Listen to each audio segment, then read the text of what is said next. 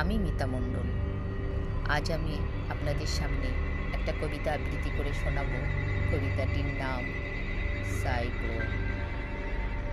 মনের মধ্যে সাইক্লোন চলছে, অস্তিত্ব লড়াইয়ে। কোনোদিন ভাবিনি এমন দিন আমার সামনে আসবে।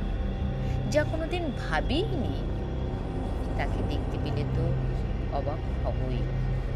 তাই হলাম। দিন যায়, রাত আসে, নিয়মের কোনো পরিবর্তন হয় না, শুধু আমিই বদলে গেছি। আমার যখন ইচ্ছা হয় ঘুমিয়ে যাই, যখন ইচ্ছা হয় জেগে থাকি। ঘুম পেলে দেখি না এখন রাত না দিন, সবাই ঘুমাচ্ছে না জেগে আছে, এখন আমার ঘুমানো উচিত না অনুচিত। যখন সাইক্লোনের মাত্রাটা একটু কম থাকে আমি জেগে থাকি, কথাও বলি। তখন মনে হয় আমিও মানুষ। সাইক্লোনের মাত্রাটা মাঝে মাঝে তীব্র হয়ে ওঠে, তখন মনে হয় আমার সমস্ত শরীরটা ঠান্ডা হয়ে গেছে।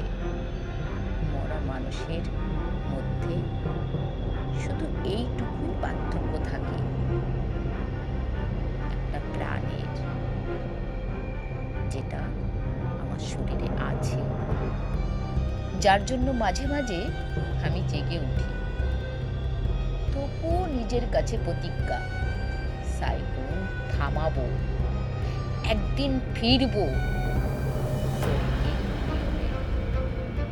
নমস্কার। কলমে